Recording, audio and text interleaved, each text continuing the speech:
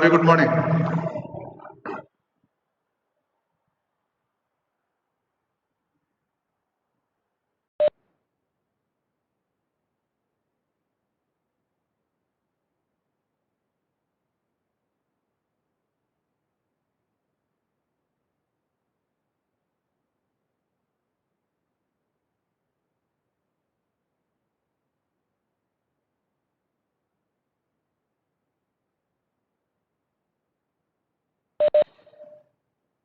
Yeah, we'll start.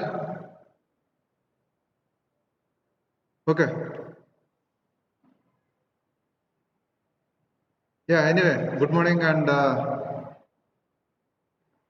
good to see you all after a small break. Hope I am audible.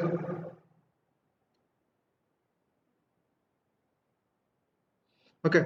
So now we started with Arsenicum and probably this should be the last class of arsenic.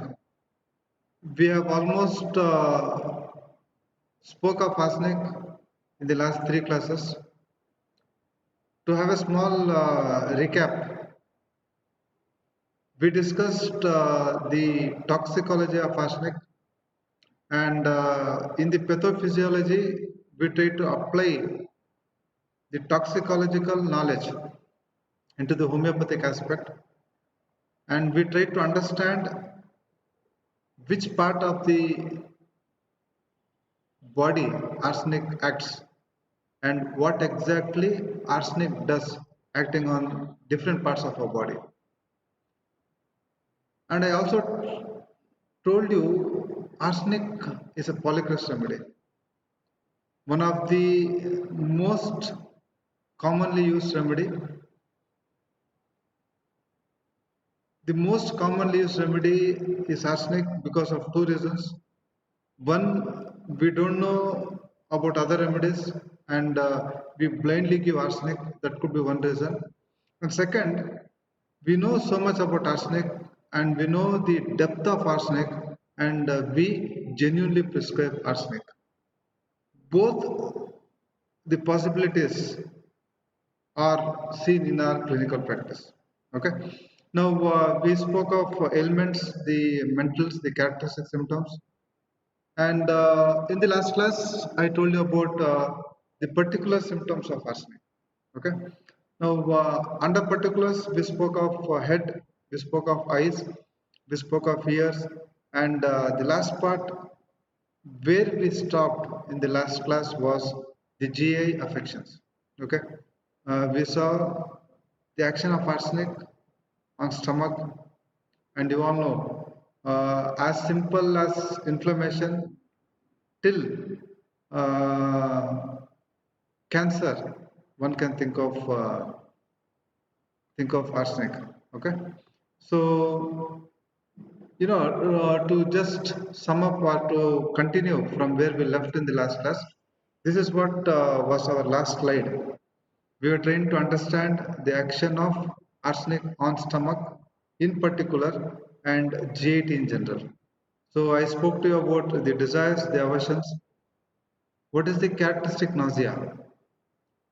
Cooking smell, cooking food smell, or even the sight of the cooking food gives rise to nausea. Okay, and I told you it's again a very good remedy for malignancy. So now I'll share a small case and we'll continue and hopefully we'll try to complete arsenic in the next 30 minutes, the last part of arsenic in the next 30 minutes. Now before that, as a teacher, I also feel it is very important that whatever theory you have studied in the class, you should be in a position to apply in your clinical practice. Though you are not exposed to clinical practice, it again becomes my duty to share the knowledge that I have understood theoretically and where I have applied it in the clinical practice and where I have been successful. So one such case, a very recent case that I will be sharing with you, where the small girl, 6 years old girl, with who was brought to my clinic in an emergency state. some three, four assistants of this of my clinic. They have seen this case. They have seen this case live. Now, this girl was literally.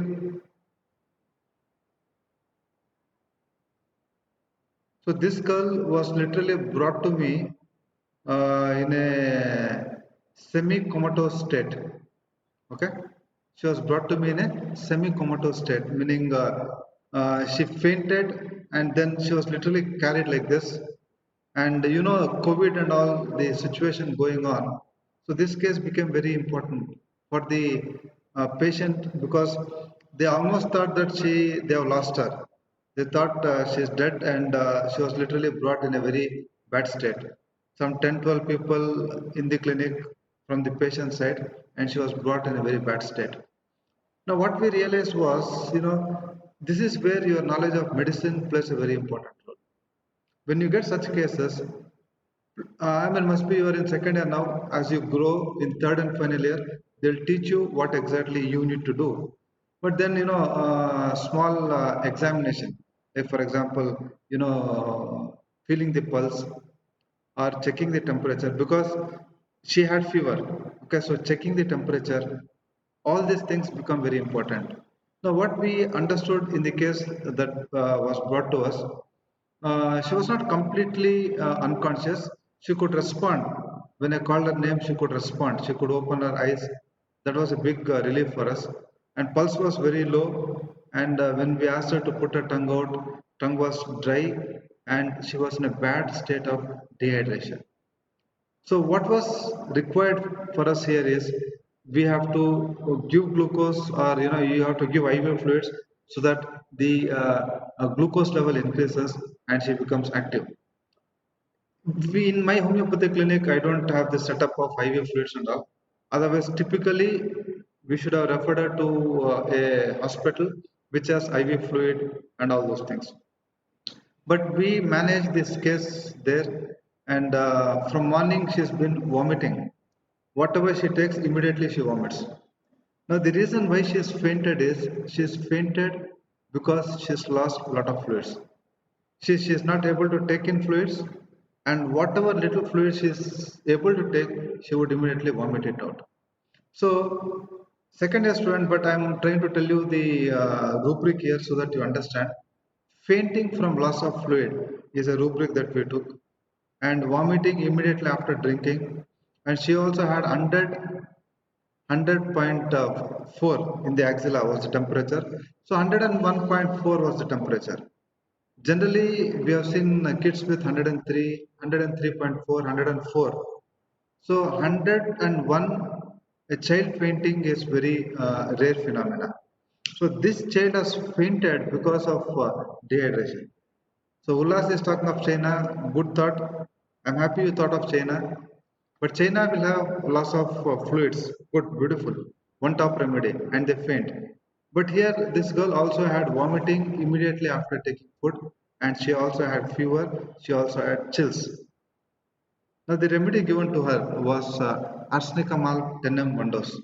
I repeat, Arsenicum 10 dose.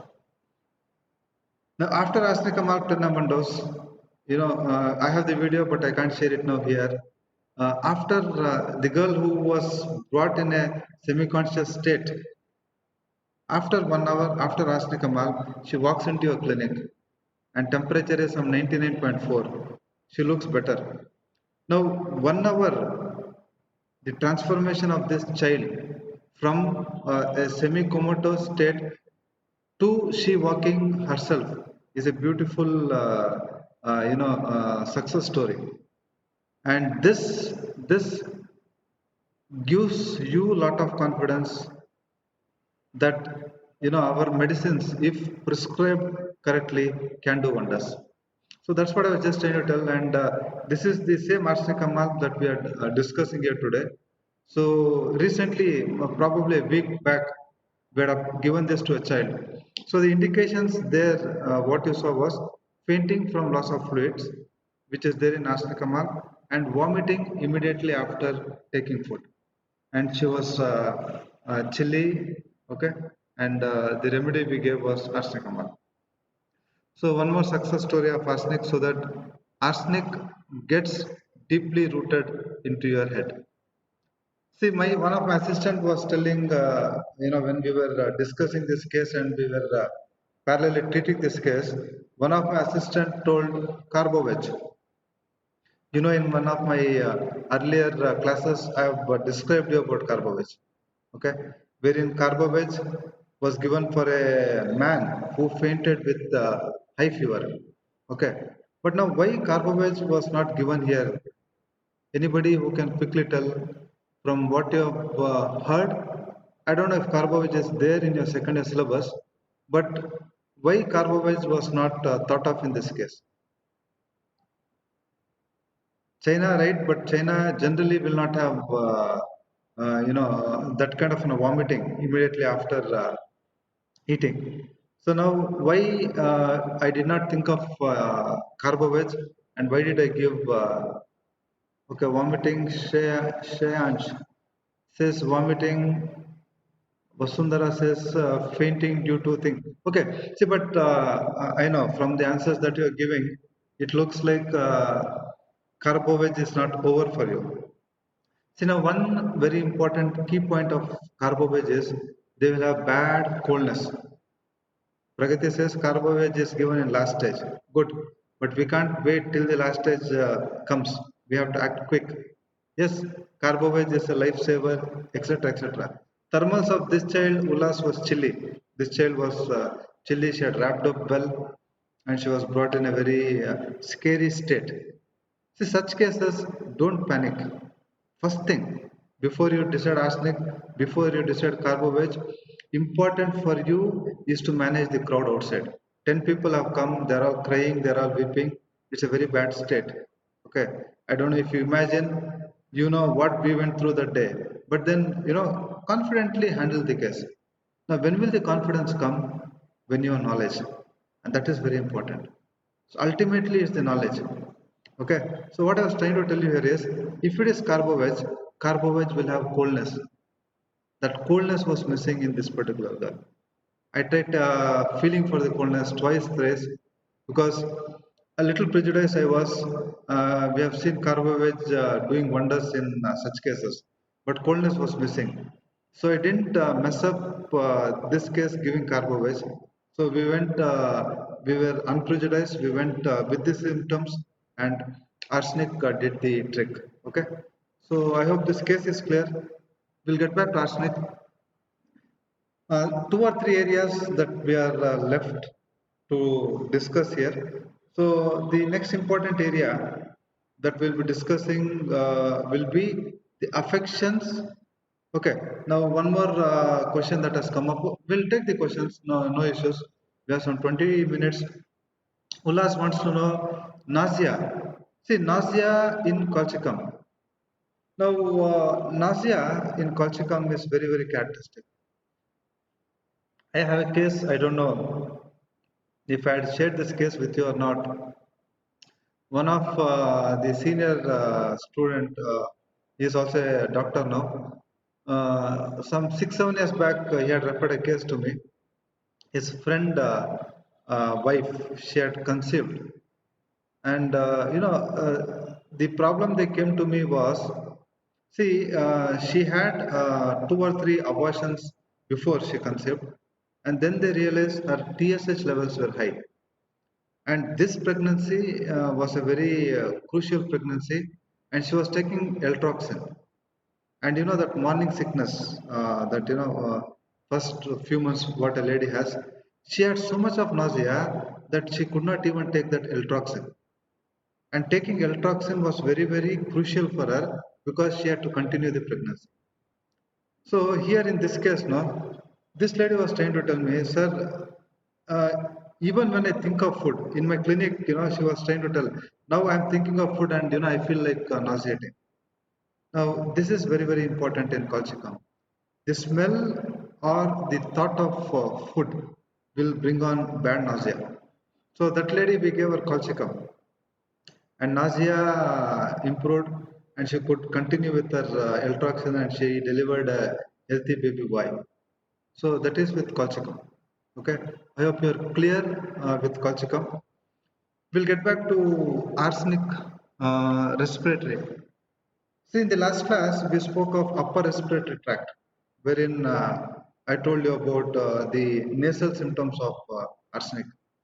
Now, here today, we are discussing about arsenic's lower respiratory tract affection. Now, for example, what I meant here is what could be the probable action of arsenic on the bronchial tubes, the alveoli, the lungs.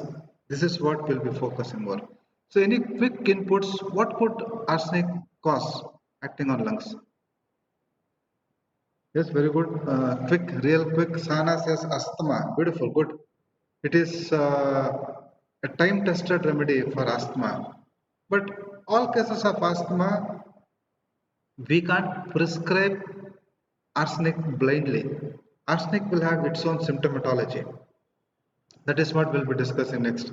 Okay, so the air passages can get narrowed. Yes, there can be asthma, lung affections. See, what I wanted, yes, Ayman says pneumonia, Shreyan says pneumonia, okay, Bhagyas, wheezing cough, good, very good. Now, what I wanted from you is we have to be very systematic. Now, one very important thing that you see in arsenic is it will cause inflammation. You are a pathology student. I've always tried to tell you, read your materia medica keeping the allied subjects in mind. So inflammation is the first very important thing that you have to remember. Now, when you apply the word inflammation to the anatomical knowledge of whatever lower respiratory tract you are aware of, things will become very easy.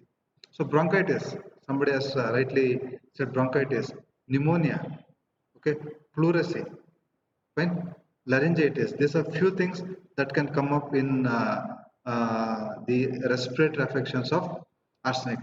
So I will focus on asthma first. It's very important for us in arsenic.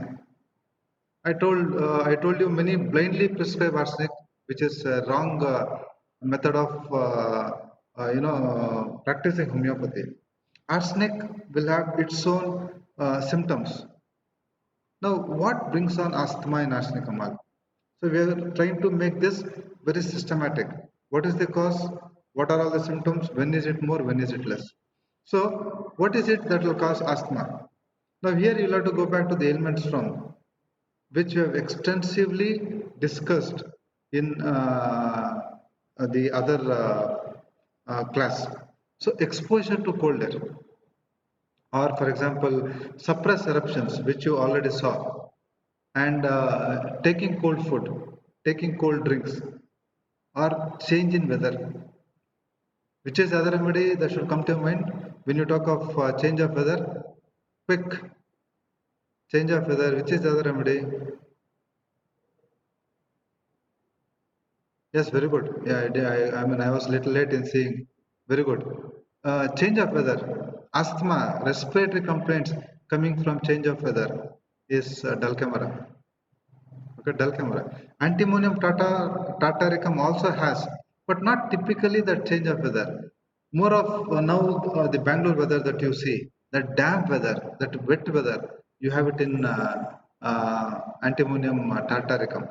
Okay, so change of weather, respiratory affections. One remedy is dull camera, and the other remedy is arsenicum album. So now, when exactly the complaints are more? See, these are few things that should be very strongly. Uh, it should last strongly in your memory that arts is a remedy which has midday and midnight aggravation. Any good materia medica, you see this being highlighted. 12 midnight or 12 midday, 12 to 2. This is the typical time modality which you have to remember. Exposure to cold air. And naturally, when you are wheezing, when you ascend the stair, or when you can't lie down in arsenic, we'll see what happens when they lie down. They can't lie down, they feel difficulty. Many times arsenic is forced to sit up. They have to sit straight, they have to sit erect. Here again, I would like to bring it to your notice. There are many remedies in our homeopathic materia medica which will have different positions. postural aggravations. Some might feel better sitting, some might feel better bending head backwards, bending head forwards, knee chest position. There are various positions which you will understand a little later. But remember, in arsenic, they can't lie down, they can't lie down supine, they have to sit straight. Okay, so tomorrow you have a patient coming, he has asthma, he can't lie down flat, he has to sit up erect like this. One remedy, there are many remedies, one remedy as of today is arsenic. Okay, if it is like this, head bending back, it is hepar. If it is head bending forward, it is kalikap. You have different remedies, you should be clear with it. Okay, so asthma in or any complaint in this particular remedy will be associated with anxiety. There will be lot of restlessness. What will happen? Okay, and a lot of air hunger, and you can also see cyanosis. So these are few things you should remember when you talk of asthma in arsenicum. Okay, now apart from asthma, you can also have cough. Cough could be dry, cough could be phlegmy. If it is phlegmy, the character of phlegm in arsenicum alb, the character of expectoration in arsenicum alb will be frothy, frothy expectoration, like saliva, frothy, frothy expectoration. See, what are all the other pathological conditions that we can see in the respiratory affections of arsenic? I told you a lot of inflammations can happen. There can be pneumonia, there can be pleurisy, okay, there can be bronchitis, and there can be pleural effusion. Fine. But let it be any of these things. If it has to be arsenic, there has to be anxiety, there has to be restlessness. Without these concomitant symptoms, arsenic will not get indicated. I hope I am clear. Lower respiratory tract, asthma, cough, and various inflammations that we are trying to understand. Okay. So now, after the respiratory, you also see this being a very good remedy for heart affections.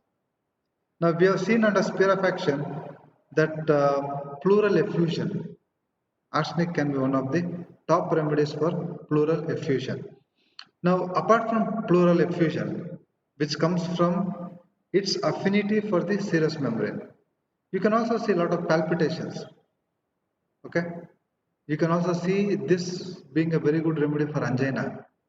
See, in angina again, arsenic will get indicated when there is a lot of anxiety. See, these are the people who have got a lot of fear of death. So when there is a chest pain, arsenic will go crazy, arsenic will go mad. Fine. What could be the reason for chest pain? Will it go into a heart attack? Will I die? Will I die? Doctor, please do something. It's paining. Will I go into a heart attack? Will I die? They start begging. They'll start begging, please doctor, please do something. I'm not able to bear this. Please, please. So that begging, that anxiety, that restlessness, you as a homeopath need to understand. These are few things that will qualify the arsenic picture. Tomorrow, many might come to your clinic with heart affections, heart problems. But how will arsenic present to you is very, very important. Your skills of observing arsenic symptoms in that particular patient, that will make you a better homeopath. Okay, so please make this very clear and very sure. Arsenic will have anxiety, arsenic will have restlessness, arsenic will have that anguish, anxiety, and all those things. Otherwise, if the patient is very calm, sitting in front of your doctor, I have chest pain, I have severe pain, and is very calm, it is not arsenic. It is not arsenic. If it is arsenic, he will be jumping. Okay, this is what you should be very clear with. And I was talking to you about palpitations. Palpitations which comes lying on back, the moment they ascend on climbing stairs or any strain they make, physical, emotional strain will bring on palpitations. So this is with the heart affections. The last area, and must be in the end, we can sum up with few areas that I have left. They might be important practically, but for a secondary student, it may not be important. Those areas also we'll try to understand. Now, when you talk of skin, the largest organ in our body, skin, you know how widely it is distributed in our body. Arsenic, again, from our clinical experience, we have seen it doing wonders. Not all skin affections you can think of arsenic. Arsenic will have its own affinity, it will have its own pathology, and it will have its own peculiar symptoms. Every case of skin affections prescribing arsenic might be a blunder. Okay, that's what I try to tell you. There are two ways of prescribing arsenic. We don't have the knowledge, and you're overconfident about arsenic and you prescribe. And second is, yes, you know arsenic, and you're damn sure it's a very deep acting remedy and it's got wide clinical application. You take the case, you match, and then you prescribe. The second homeopath will have a better impact in his clinical practice. So, what are the common clinical affections you see in arsenic is very important.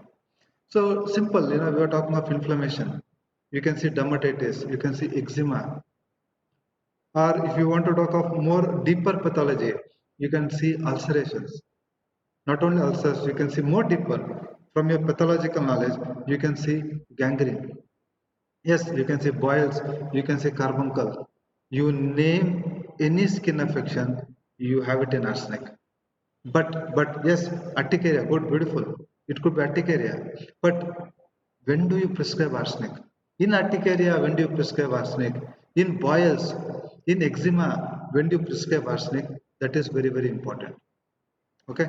Now, what is that purus, or what is the hallmark in arsenic? See, one thing is when you're talking of discharges, arsenic will have thin, it will have acrid, it will have very foul smelling and offensive discharges, as if something is dead, cadaverous smelling discharges. Yes, good, keep it up. Yes, so putrid, cadaverous smelling discharges are what you see. So you have a case of gangrene tomorrow, don't run away. See now what best you can do. Fine. Before you run away from the responsibility of treating the patient, see what is the case. So from the smell you can make out when he enters the room. If you read Kent, if you read Herring, that's what they say. When they enter the patient's room, they know it is arsenic because of that smell. Or you enter a arsenic room, you know how fastidious he is, how beautifully he has kept his room. I mean, it's only your observation. So what I was trying to tell you is, in clinic, in skin or under skin, ulcers, boils, I got a lot of things for you. Burning pain, don't forget this. One of your friend had mentioned burning pains. Burning, very important. Now, what is the specialty of burning in arsenic? Somebody quickly. What is the specialty of arsenic burning? What is the specialty of arsenic burning? You can't take more than 10 seconds, 20 seconds. Yes, very good. Leka, she is the one who gets it first. Very good. So better by warmth. Burning better by warmth. For your shock, for your surprise, you will see that there is so much of burning, and this burning is better by warmth. Good. So ulcers, eczema. Okay, I was talking about carbuncles. One of your friend had mentioned about itching. Yes, itching without eruptions. They have to scratch so much that it has to literally bleed. Scratches till it bleeds. That is the PQRS again. And psoriasis, gangrene I had mentioned, boils, carbuncles, many pathological conditions. We are not worried about the name. We are worried about the symptom presentation. Okay. So this is with skin. Now, before we take up the modalities, I have missed few areas here. Could be the female, could be the male or could be the urogenitalia. See, under kidneys, you all know again a very good remedy for nephritis, inflammation, Bright's disease, kidney failure, hematuria. These are few things that can come up under kidneys. Under female genitalia, what you basically have in arsenic is they will have hemorrhages, meaning menorrhagia, metorrhagia, generally dark, or leukorrhea, which is again bad smelling leukorrhea. Okay, and in the male you can also expect hydrocele, fungal infections, hydrocele. Arsenic can be a very good remedy. Okay, so to sum up the last part of arsenic, a 3 mark question asked in your exams. What are all the modalities of arsenic? We'll start with aggravations, which many of you might get it right. As I was trying to tell you, midday and midnight, don't forget this, very characteristic in arsenic. And lot of periodicity you see in arsenic. So complaints coming every 14 days, complaints coming every yearly, annual aggravations. And fruits, eating watery fruits. We have discussed this. Bad food I mean here is like rotten food, decayed food. Any exertion, physical, mental, tobacco chewing, or seashore, lying on the affected part. These are few aggravating factors. Now, what ameliorates? Warmth. The only area that is better by cold will be the head. I told you they want the head in the fridge and rest of the body outside. Okay. So warmth in general it ameliorates except head, and they have desire for warm food. Even the burning is better by heat. They're very restless people, so they have to keep moving. They have to keep moving. Motion, walking ameliorates. Sitting erect. Now, what is that complaint that is better when they sit erect? Somebody very quickly. Sitting erect. What is it that ameliorates in arsenicum alb? What is the symptom that they feel better? Very good. Ulas, beautiful, good. Ulas has got it right. Asthma, they feel better by sitting erect. Yes. Sweating, lying with head elevated. Even this can be a symptom that you can see in asthma, lying with head elevated. So these are the modalities that we have in arsenic. So to sum up, arsenic is a very important remedy. If you're lucky, it can be a drug picture for your theory. But theory is not our focus. We will have to focus on a brighter thing, a bigger thing, the practical aspect. So for your exams, it can be a drug picture, or for 5 marks, they can ask you mind, they can ask you GI, they can ask you respiratory, or they can ask you skin. And lot of options you might have under 3 marks, starting with ailments, starting with the physical appearance. They can ask you characteristic symptoms, or they can ask you the modalities of arsenic. Okay, so this is the to sum up in the end exam point, what are all the probable questions you can expect here in arsenic. Okay, so officially I complete my second syllabus, so this will be our last class. All the very best, and internals will be announced soon, and hopefully we will meet next year. And till things settle down, we may have to meet through online classes. Okay, so all the very best, and this one question I'll just take it. So difficulty in breathing on supine can be related to right heart. Yes, see, it can be related, but Ulas has asked this question, difficulty in lying supine. See, but what you have to understand is these are all common symptoms of right heart failure. Okay, so we have to look for uncommon symptoms, Ulas. And this is where your knowledge of medicine will help you in the diagnosis. So diagnosis is based on common symptoms. Okay. So it will help you diagnose. But then if you have to prescribe, you have to always look for some characteristics. Aphorism number 153. You'll have to always look for some PQRS symptom. Okay. So any more questions before we close? Yeah, we have 1 minute, one more minute. If you have any questions, I'll be happy to take up the questions. If you have no questions, then we'll stop. Thank you all and best wishes for your exams. We'll meet next year, meaning when you come to your third year. Thank you all.